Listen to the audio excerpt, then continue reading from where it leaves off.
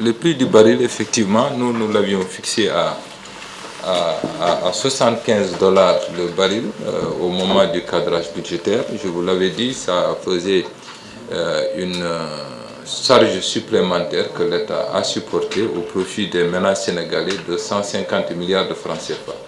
Ce prix aujourd'hui, il est passé à plus de 100 $, effectivement. Si on s'arrête à 100 $, c'est déjà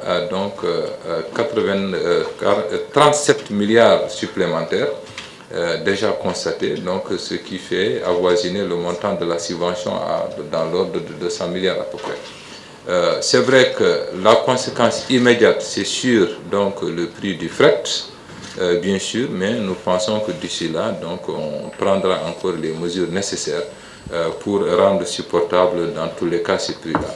Je rappelle un élément important, j'avais oublié de le dire en introduction, c'est le cas de, disons, l'inflation. Naturellement, les prix ont tendance à augmenter chaque année, au moins si on continue dans les mois, dans une fourchette de 2 à 3%.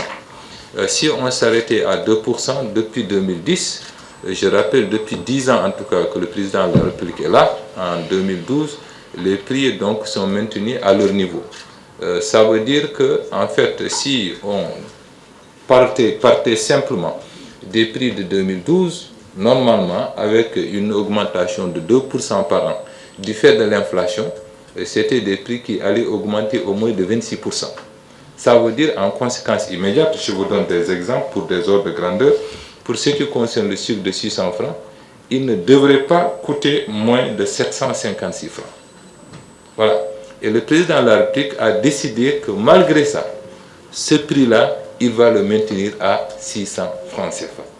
Si je prends un autre cas, celui de riz 300 francs, donc il devrait tourner autour de 400 francs le kilo. Le président a décidé de le maintenir à 300 francs. Ça veut dire encore 100 francs supplémentaires d'effort. L'huile de 1200, vous le multipliez par, augmenter 26% à peu près, ce sera donc 1500 francs au moins. Mais le président a décidé de le maintenir à 1200 et aujourd'hui de le baisser à 1100. Ça veut dire que ce sont des efforts particulièrement importants. Pour ce qui concerne donc ces conséquences, naturellement, le fret va augmenter, le prix du fret, c'est clair.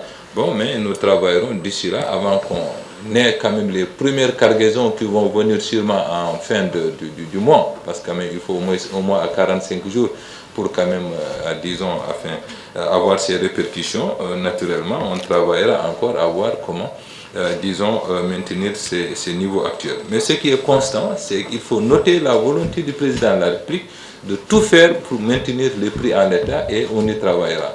C'est vrai que nous commençons à nous délester de la totalité de nos droits de douane et des impôts intérieurs sur ces prix.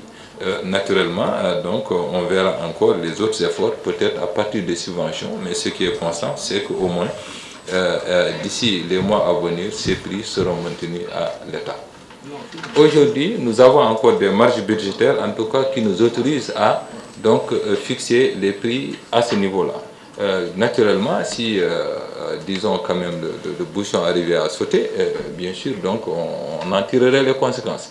Mais ce qui est important, c'est que nous avons cette volonté donc, de soulager les ménages sénégalais dans le cadre des difficultés, disons, que le monde vient. Ce n'est pas une particularité sénégalaise, vous l'avez rappelé, c'est une surchauffe internationale, mais chaque pays, effectivement, a au niveau quand même de ses procédures budgétaires des possibilités de pouvoir, disons, quand même, travailler à orienter les prix d'une manière ou d'une autre.